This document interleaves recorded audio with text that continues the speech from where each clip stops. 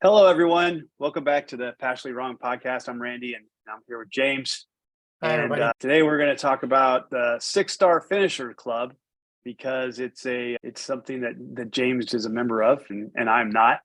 And I didn't even know about it, though. If I had, I may have wanted in my youth to be a part of it because it sounds very 1% of the world, maybe less. But I'll let James explain what it is, and then we'll get into this. It's going to be more of an interview because James is a part of it, but I'll talk about my running experiences too. So James, what exactly is the 6-Star Finisher Club? Thanks for asking, Randy. It is, the one hand, actually one of the most exclusive clubs in the world. It's far less than 1%. It's 0.1%. And at the same time, it's not any more important or meaningful than the stars you used to get on your homework in kindergarten. So let's just keep things in perspective. Basically, what it is, people who have completed what are called the World Marathon Majors.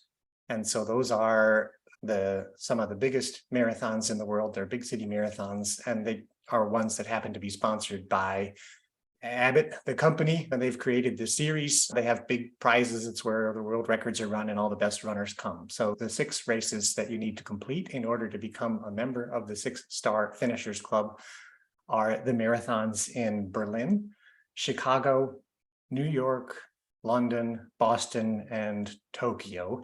And it's quite a challenge to complete all 6 of them for different reasons, which I guess we'll talk about. I just want to say that I did not start out with the intention to join the 6-Star Finishers Club. It came into being as a thing some years after I had started running, and then it got tweaked a little bit along the way, and I was done at one point, but then they added another race, and so it took me ultimately 20 years to get there, almost my entire running career, actually. But that's what the 6-Star Finishers Club is, people who finish those 6 marathons around the world. So it used to be the 5-Star Finisher Club? It was the 5-Star Finisher Club, and those, I was going to say a swear word, those fine organizers are tweaking it again, and they're looking to add another marathon to the list. It's probably going to be Sydney, Australia. So first of all, it's a global audience. These races are all over the world, and a little bit like life and anyway, a fitness habit. It never changes, right? You're not check it off and you're done. It's one of those things where you can have achieved a certain status and a certain level at some point, but the race continues.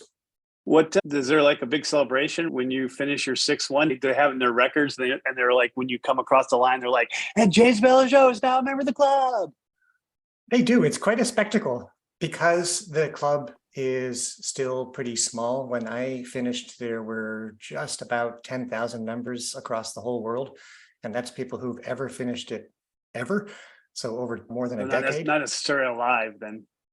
No, some of them not. Yes. And because one of the more difficult races for people to complete is Tokyo, it's far away. It's hard to get a slot at Tokyo. And during the pandemic, Tokyo closed itself, or Japan closed itself to foreigners. So they weren't holding the race for a year. They only let elites in, so just a few hundred people for a couple years. So there was a very big pent-up demand for people who were trying to finish the 6-Star journey and had all of them done but Tokyo. And I was one of those people this year, and there were 3,000 of us, which is an enormous number of people who are trying to get their 6th star. So the organizer made sure that it was a spectacle for us. They had, you get a big medal when you finish, and there's a big celebration.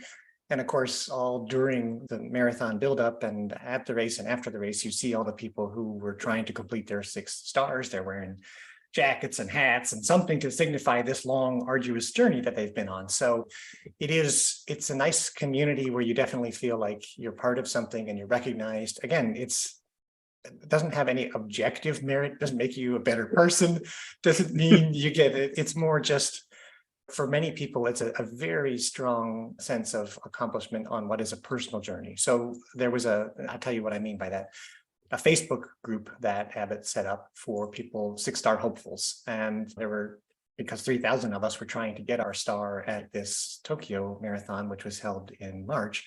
Those people, a lot of them, probably 2,000 of us, joined that Facebook page and started talking back and forth with each other. And you saw people describing their journeys a little bit, what they had gone through to get to this point and how meaningful it was to them. And I really felt emotionally moved by some of their stories, people who were getting quite up there in age. So you talked about people maybe dying along the way. It happens, right? If you're trying to do this thing, it took people, first of all, a long time, and some of them got ill or got injured, and they're like, I really want to finish, and this is my chance. And if I don't do it, I don't know if I'm going to get another chance. And yeah, they did try to make us feel special. They made us feel special during the race, before the race, after the race. There was a super after party in Tokyo at which you're done. You're so relieved. Anyway, it is a big deal for the people who are doing it.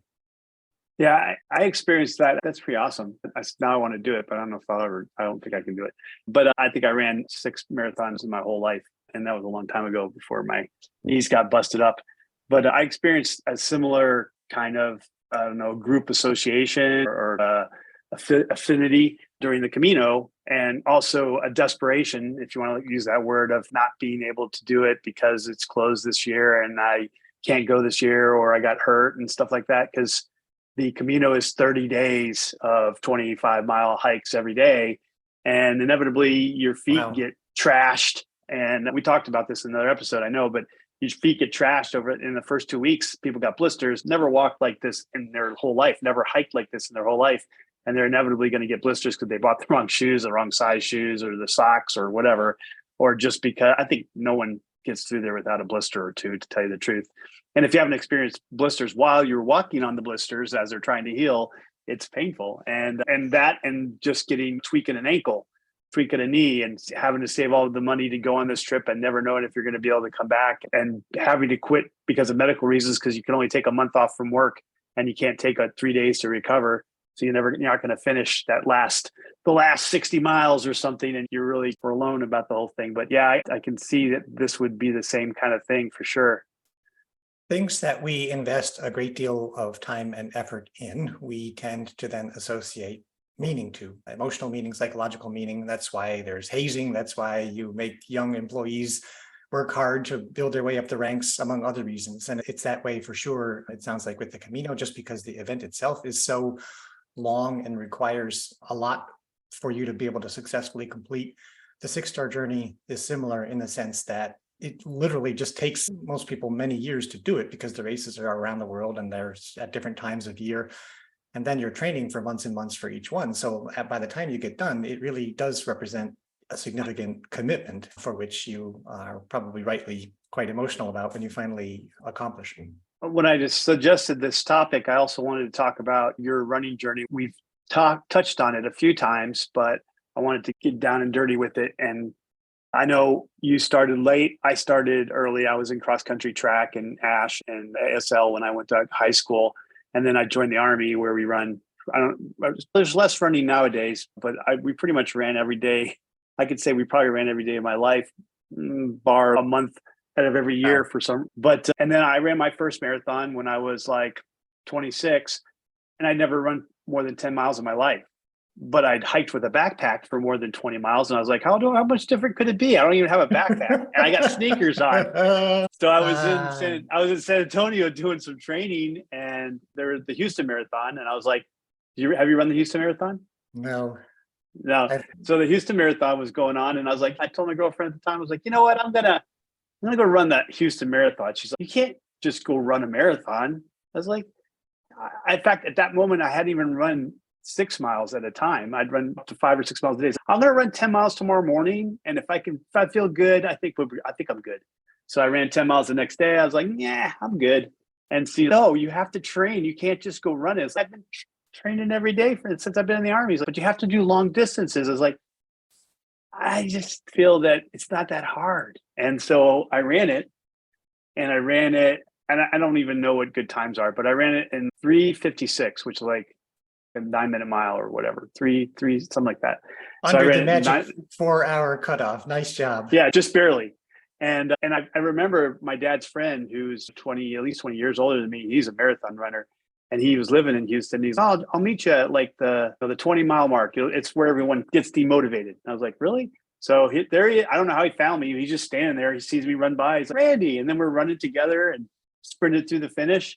And it was great. And I don't recommend anyone run a marathon like that. I literally couldn't walk forward for the rest of the week. When we got every morning in formations, they would like, all right face. And I would have to walk backwards. I had to get out of formation. I could not walk. I had the shin splints or whatever. I don't know what it was, but it was, I was like, man, I'm never going to do that again. I did do it again, but it wasn't as bad the next couple times. But I never prepared for marathons. I think I ran 6 in my whole life.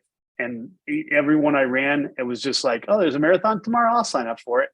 And I never beat that 4-hour time either. They always got progressively slower because I just never prepared for it. But I got a collection of little medals. But I know you. Go ahead. I want to say what you did is stupid and rare and impressive.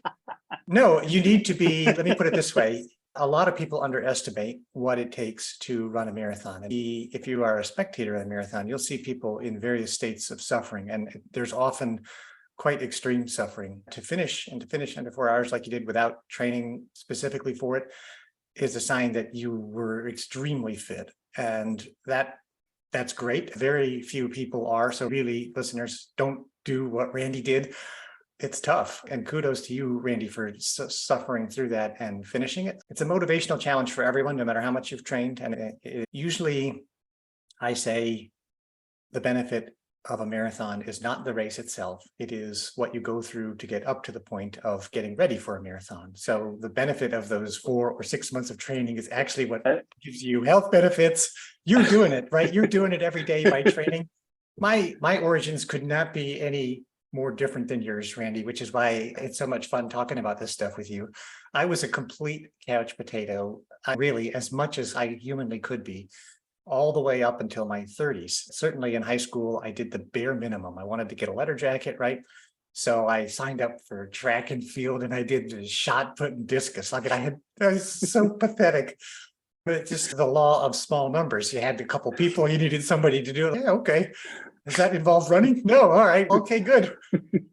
And, run over there and go pick up a discus. Exactly. And then I got string arms. I'm surprised I could even lift the thing. It's a sign about how welcoming high school sports can be, even to someone of limited abilities, which is what I was and probably still am. I think we'll get to that. How good of an athlete do you need to be to do these things? But in any event, I then, after high school, focused a lot of time, very significant, compressed, intense time on studying in college and law school and business school, and then started working intensely as a lawyer. And I did no exercise on 0 for all of those years up until my mid-30s. So you can say basically after finishing high school from the age of 18 to say 33, 15 years, nothing other than what a person does to live, getting out of the car and lifting the bag of Doritos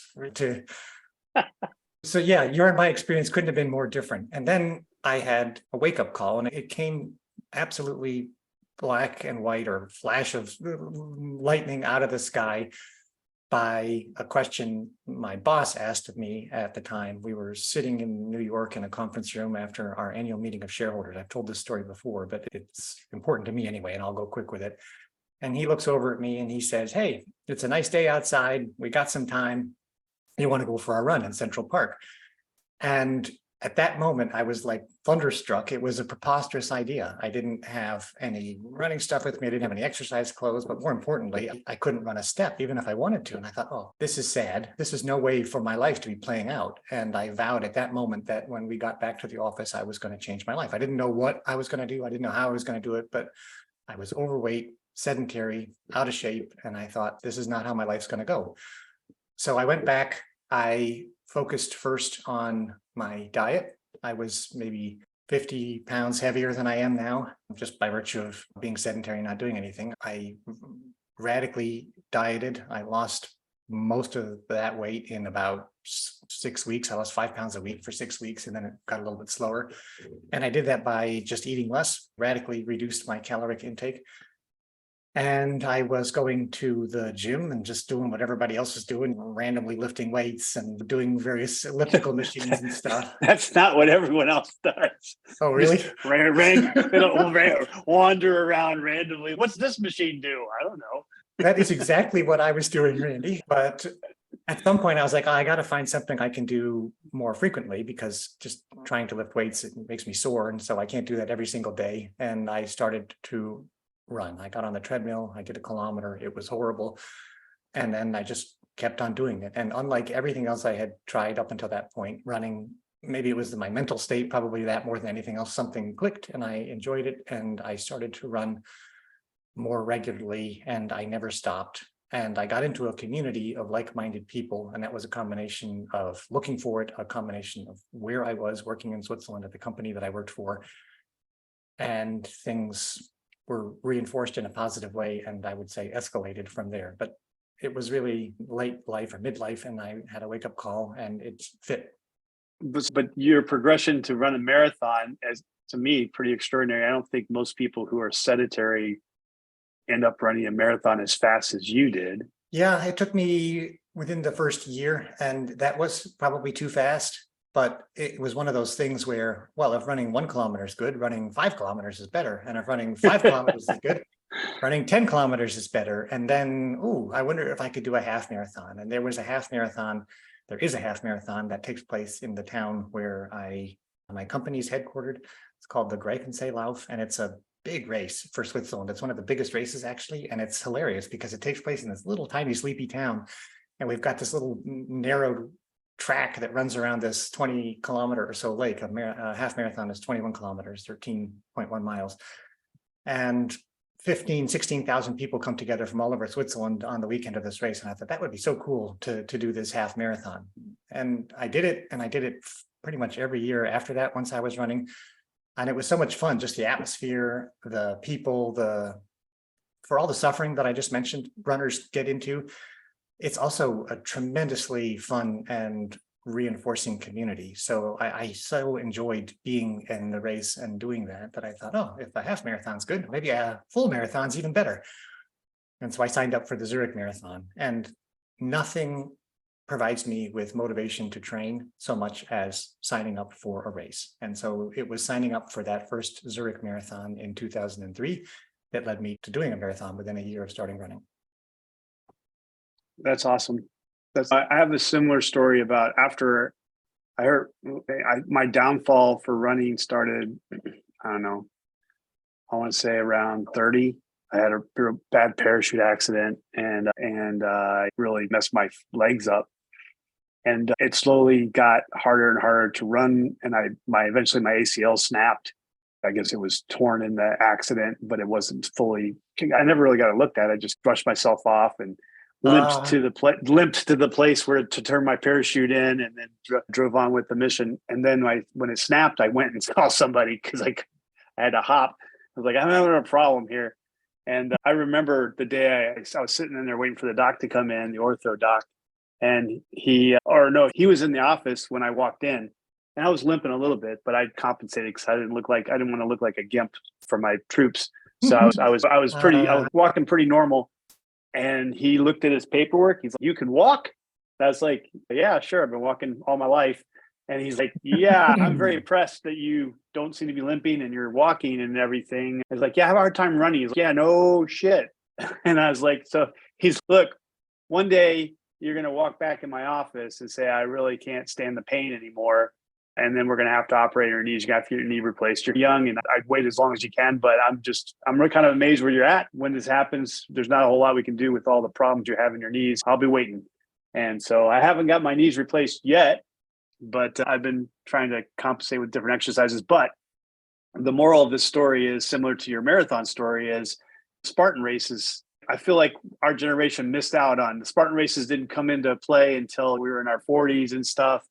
And I was like, man, and jujitsu, and I could have been a UFC, I could have been a contender. And I was like, damn, and all this stuff came up after I didn't get to dig into it when I was young. And so I started doing Spartan races. I was like, you know what, I need to do something. So I did the small Spartan race, which is 3 miles or something. And it hurt, but it was more than just running. There's all these other things. So even though I was slow on the running part, which is the majority of it, the upper body elements I was excelling at, because a lot of the guys that were doing the Spartan race didn't have the upper body strength that I did. So I really enjoyed that. And they have this thing. I don't know if you're a Spartan race. Have you done Spartan race before, James? No, I've only heard about it from friends who've done, and I'm impressed by the masochism. So they have 3 levels. They have the sprint, which is the under 4 mile. They have the Super, which is around 8 miles, and then they have the Beast, which is around 12 miles. And All right. it depends on where you go, and how long it is. It can be adjusted like around a mile or a mile either way. And if you get all three, so when you get through one, you get a medal for the thing, and then you get a 1/3 medal. And if you do, Oh, that's just mean. If you do all three, the Beast, the Sprint, and the Super, and any place in the world, they're each a different color, and they each fill in the 1/3. They're all magnetics, and so they stick together and make a big one. If you do, and they have the year in it, so you're supposed to do all three of the different lengths in 1 year, and you get the big medal. It's got a name. I forget the name of it too, but try something. The trifecta. I think it is the trifecta, actually. Nice. So you get the trifecta, and it's this huge one. And so I did that 1 year. I think it was in 2015. I did the Dallas Beast, which was 13. That was horrible. And fortunately, there was like a 1 mile swim in the middle of it in a lake, which I didn't take it off my knees. But yeah, for me, that was like, I got to finish the trifecta in 1 year. And that's my goal for my life. And then I can die happy. I think what you're describing, there's two things in there that call out to me. And one is, perversely, something about the difficulty creates the appeal. Because if it was easy, A, anyone could do it, and B, it wouldn't be meaningful to accomplish it. So somehow by adding additional hurdles, I can make it longer, I can make it harder, I can put obstacles in the way. It's like a certain person is like, yeah, make it even worse. Do it when it's cold. It's all right. So that's one. And the second one is, because of the fact that the difficulty is part of the appeal, people get a little bit obsessive about it. And I had to laugh with your description of your knee story. I could associate with that. It was actually during the training for my very first marathon. I really was obsessed about doing the training program I had set for myself. I would stick to the plan regardless of what was going on inside or outside at work. So training plan called for me to go for a run at 6 a.m. on this certain day. It didn't matter that we had just had the equivalent of a hurricane blow through and there were trees knocked down everywhere. I went out, it was dark. I didn't have a headlamp. I twisted my ankle and I hobbled back home, and I was like, oh, that sucks, but I guess I'm going out again tomorrow. And my wife looked at my ankle and said, that doesn't look good. I'm like, it's nothing. The training plan says I got to go tomorrow. And it turns out I had broken my ankle, but I didn't go in to get it looked at for 2 days. I'm like, oh, that sucks. How soon am I going to be able to train? And the doctor's looking at me saying, train for what? I'm like, I got a marathon coming up. People do dumb stuff. In other words, you have to be careful to temper your obsession, there's no other way to say it, with what's going to be actually good for your long-term goals. Finishing is good, but you really want to create yourself an injury that's going to become lasting. I was running again 9 days after breaking my ankle. Yeah. So there's nothing I can say about that. I remember this is why I never quit working out, even if I stopped running. But I used to subscribe to Runner's World. I don't know if that still exists anymore. Yeah. And I read an article, and we're going to talk about some ultra marathons and stuff in a minute, but I read an article about this woman who ran a ultra marathon in Africa or something, through the desert or whatever. And she'd torn her Achilles tendon within the first 5 miles, and she still won. And she still won. And I was like, that's pretty spectacular. So why should I quit? And so I remember when I was getting ready for the Camino, and I was talking to the doctor, and he's, I don't know if that's a good idea. You don't have any knees. I was like, who needs knees? and then I still did it. And it hurt. And it didn't hurt a whole lot worse than it does every day. I still have to walk every day. I have to walk upstairs. I have to walk around work and stuff like that. So it was just a constant 6 hours of pain instead of just little sprints of 15 minutes of pain throughout the day. So I think doctors are good. And also to be clear, listeners, they also lean on the side of caution with their experience. So the people they see who come to them, they maybe haven't gone through what we've gone, and we know our bodies maybe physically better than some, I would think too. But you can't, if no one's ever exercised before and they come to you with a no ACL in one knee and some other crap, and then they're overweight, you're going to say, hey, I don't think you should do the Camino because you'll probably die. But if sports doctors are must be some of the most frustrating positions, because they get patients to whom they give sensible and good advice. You need to rest that a little bit. Your running career or your sports career will be much better if you let this injury heal. And the otherwise smart person sitting there in front of them says, yeah, I hear you, doc. And then they go immediately out and don't do the thing the doctor just advised them. But I also agree with your point, Randy, which is, first of all, the person's own motivation is something that only they know. And it's not advice to go and injure yourself. It's just this attitude is very common that people feel compelled to push themselves and they find out remarkable things about how much they can accomplish. I saw this with the other running friends that I came into contact with. I had lots of really gifted athletes that I was lucky enough to work with for many years. And we would exercise at lunchtime and go out and do runs. And a lot of these people were doing much more extreme and impressive things than I was. And I always felt, okay, it doesn't matter how hard I'm training or what I'm doing. Look at what this person over here does. There's a whole nother level of crazy. I can't be too far gone yet. They would run ultras, they would do Ironmans, and sometimes lots of them. And maybe they would compete and rank very highly. And I always was impressed and inspired by that. And it does require you to test how much you can do to see how far you can go. And people can do a lot more than they think if only they don't let themselves give in to the uncertainties and the doubts and the nagging fears. I would say in between the conservative and good advice you get from your doctor and the extremes that you might otherwise push yourself to do, most people give up way before they can physically handle. And, there's a saying, don't let people who tell you you can't do something get in the way of the people who are actually doing it.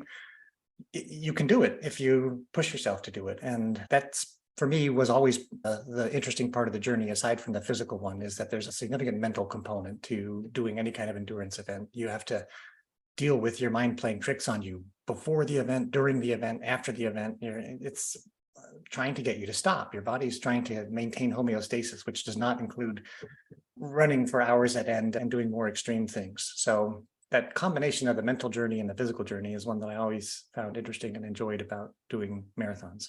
Yeah, I agree. And I still challenge myself, not as much as I used to, but I still challenge myself that some things doctors probably wouldn't advise me to do because it's my life.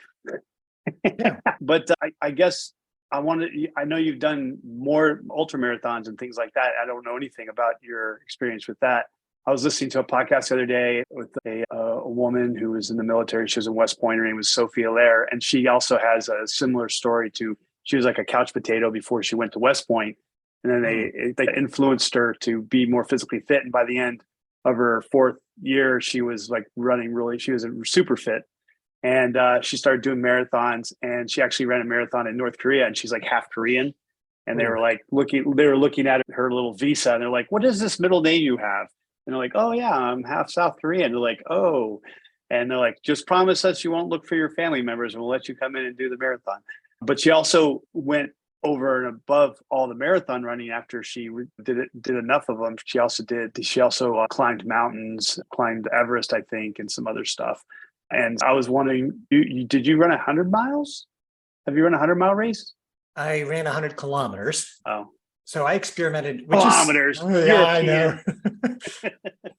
I experimented with 3 things that went beyond running a regular marathon. And just briefly, they were running streaks. So how many days in a row could I run a certain minimum amount, which is an interesting challenge. And some people manage that for decades. It's an interesting phenomenon, a little subculture. I experimented with triathlons with the idea of, and this is still on my bucket list, perhaps doing an Ironman. I did lots of Olympic distance and worked my way up to the half Ironman distance. And then, yes, just running longer, doing what's called an ultra. An ultra is pretty much any distance above the marathon distance. Usually they count an ultra as not 43K, but if you do 50 kilometers and up. And I've done 5 or 6 of those. The longest was a 100-kilometer race. And how long does that take?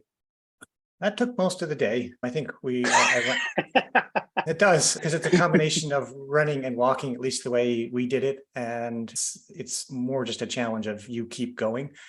And I'm sure you had experiences like this in the Army where you did long marches where you just got to keep going. And the only way through is to finish. And I'm not going to compare this 100K to that. It was very, It was exactly the same. yeah. Except you didn't wear boots. You didn't carry Didn't a wear gun. boots, didn't carry a backpack, didn't carry a weapon. I got an aid station every 11 kilometers where I could eat and drink and change my clothes. So yeah, I know that this is done at a very comfortable level and it's something that most people can do, but it's still that one more than anything, a psychological challenge to say, all right, I'm going to just keep going by God until we finish this thing. I think we took 16 hours, 14 hours of which was moving time.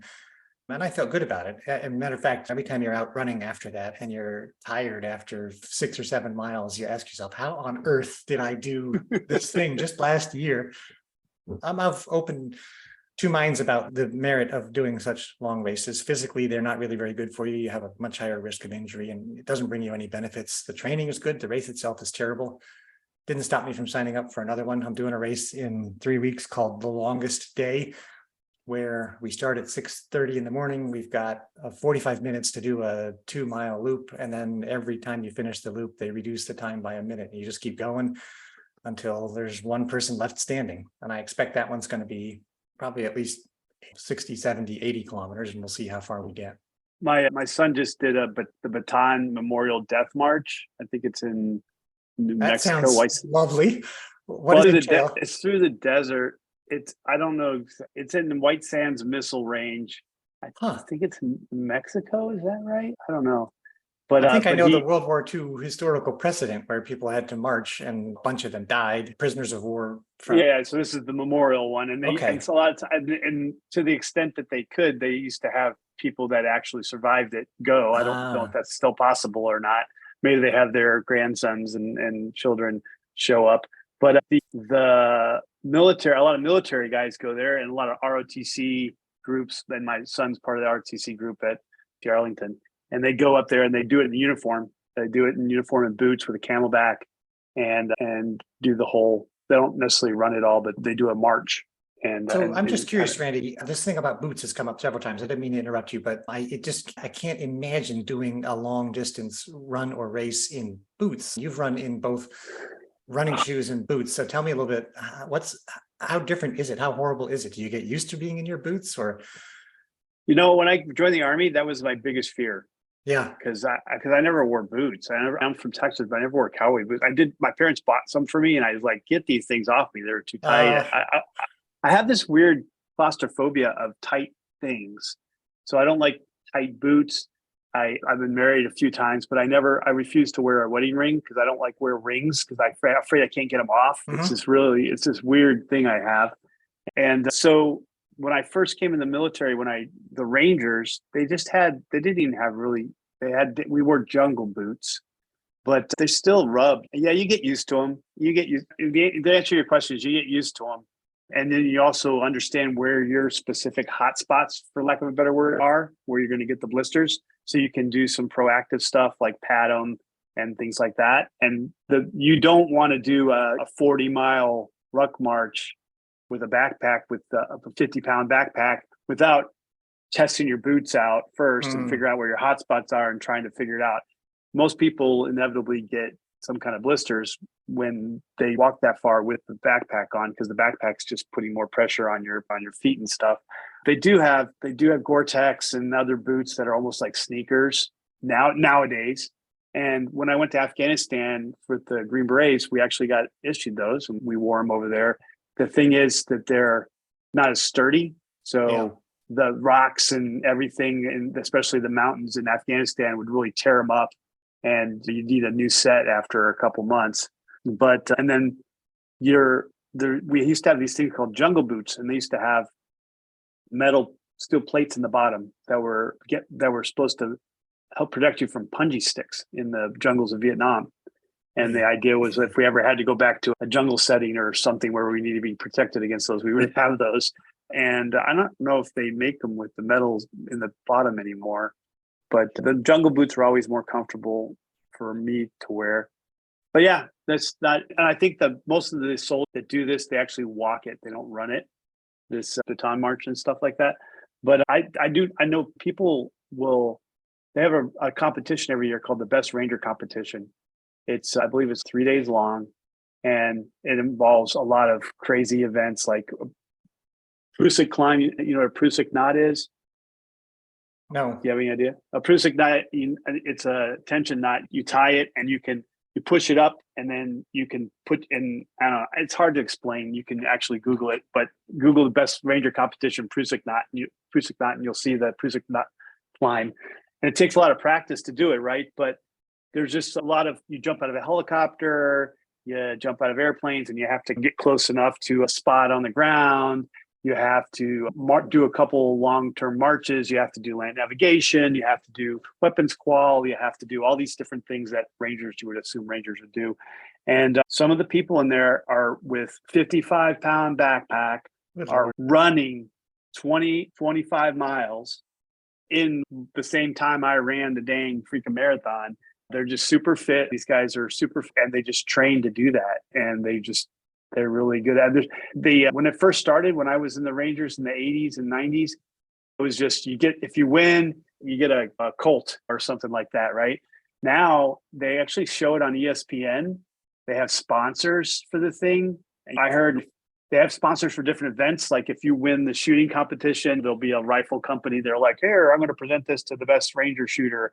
And I heard a rumor, and I don't know if it's true. If you won the road march, there's a, like Chevrolet gave you a truck or something like that. And this one guy won it like 5 years in a row. He didn't even win the competition. He just went there to win the road march competition. I don't know. That might be a rumor, but it was a really good one. But yeah, boots is not super fun, but in basic training, I got used to them, but I never wore those kind of boots that you wear in basic training that most of the regular Army wore, because I went straight to the Rangers and we got issued jungle boots, and I never really wore anything but jungle boots after that. And then the Army adapted boots later on that were very similar to jungle boots. So I never had to wear the complete leather boots that most of the Army wore. Interesting you mention it, right? The jungle boots on the running side of things, we've come around to the point where we're putting metal plates in those as well, or at least carbon fiber. The technology continues. You'd think there's not so much that you could do to enhance a person's ability to run, but it turns out the shape of the shoe and the amount of angles that it leans one way or the other, and whether it has cushioning, and now these carbon fiber plates, which help add spring to your step, actually make a measurable impact on how quickly you can run. So now at marathons, you'll see at least half the people lining up in these carbon fiber soled shoes that give them a couple % improvement in their time. And then when you hang around in these communities of people, yes, there are the passionate people that we discussed, and there are also people who seem to be just gifted athletes. And so the question that everyone asks themselves is, can I get there? Is it a question of just training hard, or is there something that some people have that other people don't? And I asked myself that question a lot, both because I had the good luck to be around people who were really, really good athletes. And I watched them, I was with them. And I said, what did that person have that I don't have? First of all, I want to say one thing, which is that no matter how gifted a person is from genetics or nature, the people who perform really well at events, in my experience, also train really hard. It's not just, oh, this person's a super athlete, they don't have to do anything. I suppose those people do exist, but the ones who really excel in competition take full advantage of what they have and then train the crap out of it. So I don't want to take anything away from someone by saying, oh, that person's just genetically gifted. I do, however, believe that there are differences physically between people that no amount of training can overcome. And I remember I got a bit of a hint about this early on by reading a book from one of the coaches of the New York Roadrunners Club. That's a famous running club. They get people ready to run the New York City Marathon, which is one of the world's biggest. And the coach there was saying, look, I've trained thousands and thousands of runners over decades, and I've seen people bring every level of motivation and intensity to their training over the years. And training will only get you so far. It can move you basically up one level from average to really good runner, or from a really good runner to a local competition winner, or from a local competition winner to an elite performer. But there are very big step changes, and you can at most go up one level through really hard dedication and effort, but you're never going to be an elite runner if you start out as an average one and you don't have the genetics. It just simply isn't possible to do with training. And on the one hand, that was demotivating, but on the other hand, it was also motivating to say, look, this isn't about, for me at least, it was never about saying I'm gonna win the races that I enter. It was about I'm gonna make the best of what I have and simply do everything I can to perform at the peak of my ability. So when I started running marathons, I was absolutely back of the pack, just finishing. It was all that I could accomplish, and I was happy about it. And then I worked my way up to middle of the pack runner. And for me, that was not any kind of failure or cop out. It was, look, I'm doing the best that I can. And as time goes on and the number of people who run dwindles, you perform relatively better rather than being number 1,401, which is what I was in my first race in my age group. Now I'm in the hundreds or even a little bit below 100, but it's mostly because there's fewer people running in the 55 and up age group. But that's a victory as well. I'm still there. I'm still doing it. I'm running to the best of my ability. I know people who finish races on them and win or are on the podium, and I see how hard they work. And I think they have a combination of genetics, but also hard work. And so it's a little bit of a mixed bag there in terms of how far you can go. You really have to, you can go quite a far away just by not giving up when everyone else would. But at the same time, you're not going to beat someone who's got superior genetic gifts. I set myself a goal. I watched the fastest centurion run 100 meters. And it was like 26 seconds or something to get 100 meters. I was like, I'm going to beat that guy. I'm going to beat him. And so that's my goal, to get to 100 and smash the 100-meter world record. It looks like a World War II vet beat me to it, because there was a little old lady, I think she was South Korean, that did it, and she was running like she was basically crawl, walking, running. And I was like, I'll be able to do faster than that when I'm 100 years old. I'm going to work on that. But we'll see. That's my goal. If you can make it that long, then just the absence of competitors gives you a leg up. I did read something recently that was a little bit disconcerting, which was there's apparently a real physical drop off in ability in your 70s when it comes to running distances. And it gets quite hard unless you happen to be one of those genetically gifted people. Most people find it's not just a question of I'm just going to push through. It becomes a different side of, there's a step change there that occurs as well within one's own body. So we'll see how that goes. But I'm rooting for you, Randy, to be there when you're 100. I really am. I hear what you're saying with when he was saying, hey, there's something to do about natural ability and you can only go up like one step or something like that. But I'm reminded of the movie Gattaca with Ethan Hawke, and where people are like, Gattaca, that's right. Where they're like, hey, you can't be in the elite because of your genetics. And he ends up taking the identity of his brother, and he outswims his brother one day in the ocean because his brother shows fear and gives up and all this stuff. And he ends up getting to go on the space program. But I wonder how that goes into these special operation tryouts. Like the Q course, the qualification course for Green Berets can be up to 18 months long. And there's a lot of different things involved in that, but most of them are physical. And I've seen people try to do it 3 or 4 times before passing, right? Wow. And I wonder if I wonder if the difference is there's so many different, it's not just running.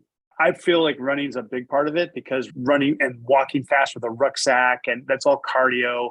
And so if you have your cardio at a certain level, you'll be able to get through it. And if you're the better runner you are, I've seen some really skinny runners get through the Q course just because they can run like the wind, and you put a backpack on and they just run a little slower, like they have a couple leaves on them or something, but they're still finishing faster than everyone else. And I wonder if it's because there's so many different skills involved. You have to be able to climb a rope, so you need some upper body strength. There is some technique to it, but if you're smoked and if you can't, and you're not going to get up the rope, there's obstacle courses, there's being able to participate and lift things up as a group. There's a lot of other skills involved, and it's not just running. And so inevitably, while you may not be the best runner, if you're an average or above average runner and you're really strong, you'll pass. If you're a great runner but you're not as strong as other people, you'll pass. Because the combination of all your skills together averages out to above average or something like that. I think there is if you leave the world of the artificial sports competitions and get to the things that you're talking about, obviously the Q course and similar things are among the hardest physical challenges, but from the outside stories, and I'd be interested in your view on it, what you get the sense that, yes, in addition to being supremely fit, what actually makes the distinction between people who quit and people who don't is mental fortitude. And you hear of great feats of mental fortitude where a person maybe doesn't have the fitness that somebody else does, or they're injured, or they break something, and then they persist nonetheless. And you went through even more challenging, physically challenging schools. If I remember right, the Lancero school, that was a combination of all sorts of physical abuse and mental abuse. And to pass that was, I'd be interested in hearing your thoughts. How much of it was a physical challenge and calling upon all your different skills, and how much of it was just you saying, gosh darn it, I am not going to give up. I'm going to show you. I get the sense that it's a lot of mental toughness. It is. It's getting up with your sprained ankle, putting the backpack on and keeping up with everyone so you're not letting them down. And it's just getting up every day and doing it again. And then it is a mental attitude. I remember there was this one guy I'd already been through. It'd been 20 years since I went to the Lancero school, but I happened to be in Colombia, and there was an American in the course, and he had told the instructors that he wanted to quit, I think. And the head military guy at the embassy was like, "Hey, can you go talk to him? Because this makes us look bad, and he may regret this, and he may not understand. He may be really stressed out and not understand the impact of this." So I went and talked to him, and I didn't expect it was hard. It's hard, and it's not that I can't do it, but maybe this isn't the right time for me. And I'll come back. I'll train up for it and come back later. And that is the mind playing tricks on you. It does that. It tries to give you so many reasons, and they're good reasons. You don't need to be suffering this hard. You just don't. Yeah. And I was like, you know what? There's not another chance, man. But seriously, if you don't finish this, if you quit for whatever reason, unless you broke your leg and legitimate medical problem, but if you quit right now, they're not going to send you back because in a way, internationally, you've embarrassed the United States, and B, you volunteered to come here and you said you were good enough to come, and then you weren't. Why would they believe you the second time? So this is your only chance. And if you don't, it's not, you can get up tomorrow and do it, right? You're not dying. I was like, then get up tomorrow and do it. And he did. He finished it. But it was, Randy Searles, new motivational speaker. You're not dying. You're not dying. Get the hell up. That's funny. Anyway, so I got two more questions. This is going kind of long, but that's okay. It's a good conversation. So what was your favorite run? Your favorite race? Yeah, probably Tokyo, because it was the final, right? I got to say, I enjoyed most of them, even though there was a time on every one where my mind was playing similar tricks on me, saying, "What the hell are you doing this for? You're never going to do another one. Just stop." Despite those moments that happen often in most races, I got to say there are feelings around the race that make them special. I would say New York, first big city marathon, utter spectacle, special just because it's fun being there. Berlin, where the world record is usually set because it's a really conducive course, also great feeling being there. One of the two probably that stand out as highlights, though, are yes, Tokyo, just because it was foreign and it was a long journey to get there, and so many people were happy to be there. And then Boston. Boston is I won't say the holy grail, but it is a hard race to get into because you can typically only do so with a qualifying time, which means it is for serious runners. It means you're typically a good runner. You got to be in the top 10% of your age group typically to get a spot. So that's a sign that you've accomplished something for runners. If you can qualify for Boston, it's actually the qualification that's harder. Once you're there, it's like, yeah, whatever, your time doesn't matter. But to go to Boston, the whole town is marathon crazy on marathon weekend. It's a big deal for Boston, which means from the moment you land to the person at customs, to your taxi driver, to the hotel, everybody is talking about the marathon, which makes it feel like, oh, it's not just a bunch of crazy runners. The whole town is out there for you. That's a very special feeling, and different than New York, for example, which although there's a lot of people cheering you on the course, if you go one block off the marathon course, people are like, what's that weirdo doing wearing silver reflective thing? It must be another homeless person. You get No support. Have you ever run the Disney one? No. Is that I with ran people the wearing costumes and so I ran the Disney one. It was the last marathon I ran. A friend of mine asked me to run it, and I had once again. I was in the middle of going through the Green Beret medical course, which is pretty mentally strenuous. It's the equivalent of going to like medical school in a year and a half. They just jam everything down your throat. Okay, we're going to learn A and P in 2 weeks. Ready, go. Here's the bones of the body. Memorize them by tomorrow. And it's really stressful. There's it's a lot of stuff that we're not used to, which is using your mind a lot. And so I didn't work I can out see or where that'd run be as much. challenging for you, Randy. Yeah. Sorry. And so my friend Tom, who hadn't run a marathon, he was beefing me up. I was like, "You're a Green Beret. You don't need to train. You can just run. Come run my first run marathon with me. I'm running the Walt Disney Marathon over New Year's." And I'm like, you can do it. Look, you're a Green Beret. You can do anything. And so he's like talking me up. I was like, yeah, I can. The first one I did. Sure, I could do this. So I drive down there. And it was fun because all the characters are out. So you run through all the different parks in a kind of a clover leaf. And when you get to and you're running at like 6 o'clock in the morning, so it's before, but they let people in to cheer you on early. And they have all the characters. I remember like Beauty and the Beast guy, whoever's dressed up, he's 8 feet tall and he's running next to us. And then Beauty's there and all the characters. They had one, you go past this float and all the Toy Story soldiers are they're all frozen, and then the music starts for Toy Story and they all start doing their little dance. So it was very entertaining and neat in that way.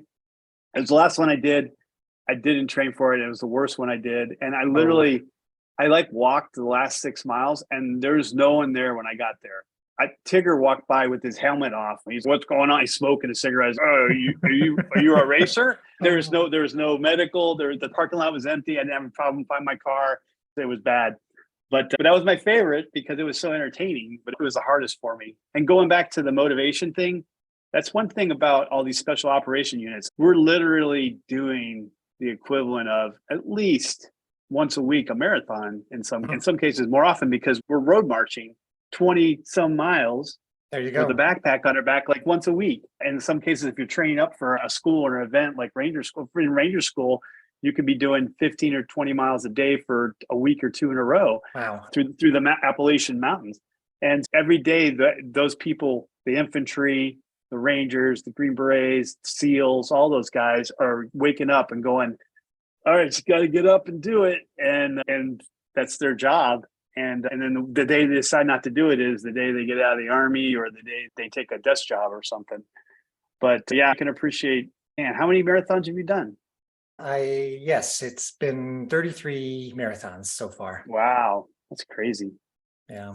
So I guess last question, what's the most important thing, or whichever you think is more significant, what's the most important information you could give to someone trying to pursue this objective of running a marathon, or what would you have done differently at the beginning with all your knowledge now that would make you better than you are now?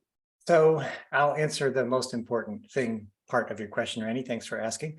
And it would be that having a fitness habit of any kind is one of the best things you can do to your overall happiness in life, performance in life, and success. And it comes from a lot of different things. I chose running. Doesn't have to be. What it did for me, besides the physical benefits of helping me get in shape, was way more than I could have expected or understood at the time. It improved my job performance. It made me feel happier about life. It made me feel more resilient.